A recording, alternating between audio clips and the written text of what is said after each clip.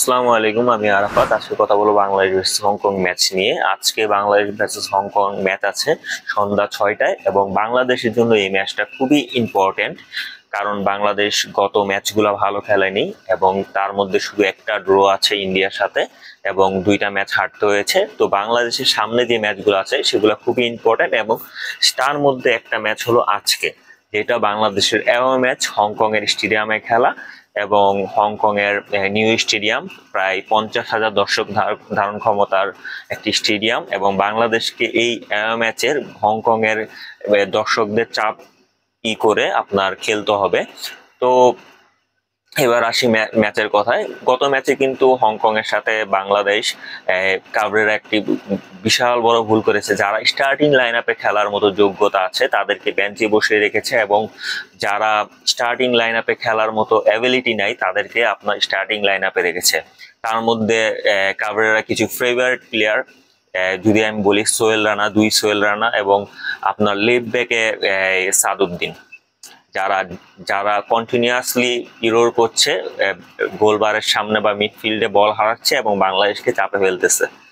এখন আসি, যদি কাবরেরা সেম ফরমেশনে যায় তাহলে আমার মতে ডিফেন্সিভ মিডফিল্ডে তো হামজা চৌধুরী লক। তো আপনার রাইট সেন্টার মিডের ডান পাশ এবং বাম পাশে ট্রাই করতে পারে, এক পাশে জামাল ভুঁইয়া, আরেক পাশে আপনার সমিত সোম। এবং অ্যাটাকিং মিডফিল্ডে যেহেতু আপনার মোরসালিন ভালো খেলতেছে, মোরসালিনকে অ্যাটাকিং মিডে রাখা যেতে পারে। এবং যদি আপনার যেহেতু উইং ফরমেশনে যাচ্ছে না কাবরেরা, আমি যদি বলি দুইটা স্ট্রাইকার যদি খেলায়, সেক্ষেত্রে রাকিব, এবং যেহেতু বাংলাদেশে প্রপার স্ট্রাইকার নেই, রাকিবকে আমি স্ট্রাইকার বলতে পারি না, তারপরও যেহেতু রাকিব ছাড়া কেউ নেই ব্যাকআপ, তাহলে আমি রাকিবকে এক পাশে রাখতেছি, আরেক পাশে ফাহমিদুলকে রাখতেছি।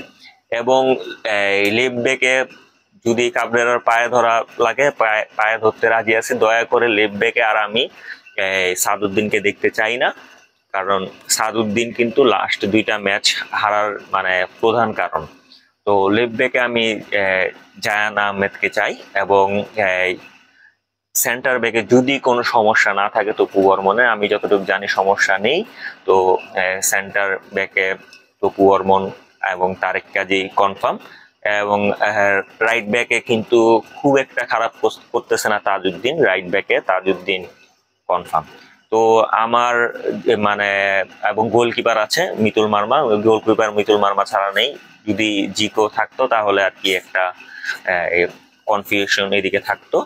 তো এই ছিল আমার টোটাল। আশা করতেছি এই ফরমেশনে এবং এই প্লেয়ার গুলা স্টার্টিং লাইন আপে থাকবে। যদি বাংলাদেশে এই প্লেয়ার গুলা স্টার্টিং লাইন আপে থাকে এবং তাদের বেস্ট খেলাটা খেলতে পারে, তাহলে কালকে ম্যাচ জয় পাওয়ার খুব সম্ভাবনা আছে। এবং বাংলাদেশ যদি কালকের ম্যাচটা জিতে তাহলে কিন্তু গেম অন বাংলাদেশের জন্য। সামনে দুইটা ম্যাচে সুযোগ থাকবে, এবং যদি ম্যাচ হেরে যায় তাহলে বাংলাদেশের আর কি নিয়ম রক্ষা দুইটি ম্যাচ খেলতে হবে। এই ছিল আজকের টোটাল আমার কথা বাংলাদেশ ভার্সেস হংকং ম্যাচ নিয়ে। তো দেখা যাক, আমরা আশা করি বাংলাদেশ জিতবে, সে আশা নিয়ে। আসসালামু আলাইকুম।